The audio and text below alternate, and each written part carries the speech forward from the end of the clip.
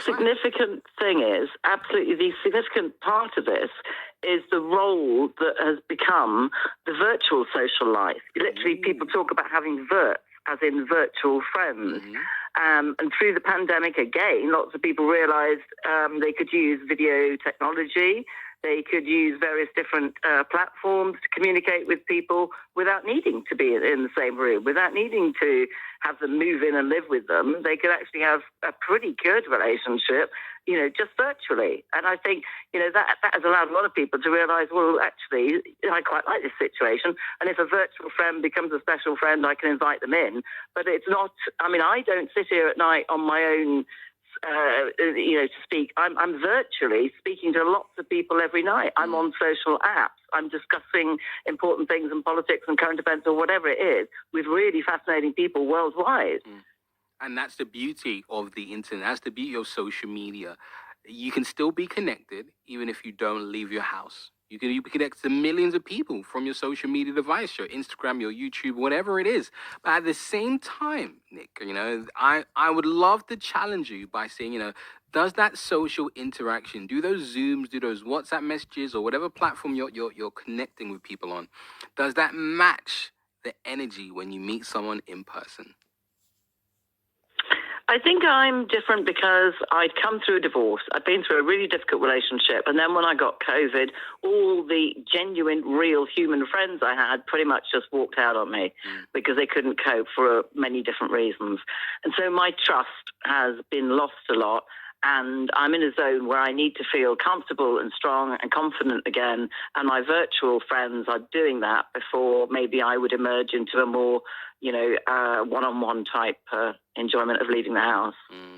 And I guess, everyone has their own unique experiences. And this is why I enjoy speaking to you, because you share those with your boy Lionheart today.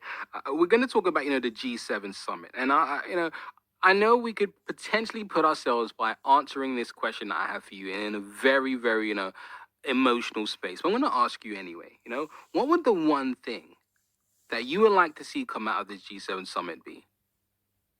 Truth. You got to be specific with me, Nick, because I know you like to talk. You can't just say... Well, look, I think, we've had a global pandemic, so we're still in a global pandemic. We are still in it. And that is a highly unusual thing to happen. But I believe that it has caused a huge distrust of government and of leadership worldwide, not just in the UK, worldwide.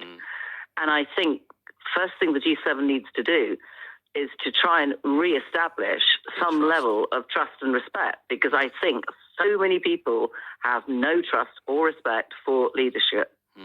And, that would be such a powerful and pivotal change to make happen, because I've heard the conversations, I've seen the dialogue that's happened on social media. And it's not that, there is a desire to distrust. When someone says that they want to trust, they miss the relationship, the bond that they had to, people in powerful positions. But particularly when it's a life and death subject. Many people believe they've not been told the truth, and there are a huge amount of people who will not trust their leaders. And there are many people who get facts and gets figures and gets, the hardcore truths and still won't believe them. So there's a lot of, issues regarding, whether or not the truth is already out, whether or not the truth is going to be coming in the next and personal months. Freedom and freedom of speech.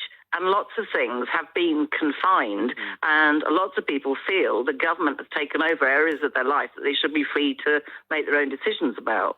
So it's caused a really, really difficult relationship between leadership and between people. Listen, Nick, I hate to do this because I love, chatting with you, my friend, but I've got to say a polite farewell. But I will be back tomorrow. And I'm going to welcome you to give me a phone call then, if you can. Absolutely. Thank you. Thank you. No, thank you for giggling at my relationship woes. All right. Nando's in future. It's just... You didn't say, Nick, I'm going to speak to you later. Nick is out there laughing at me, telling me I should take people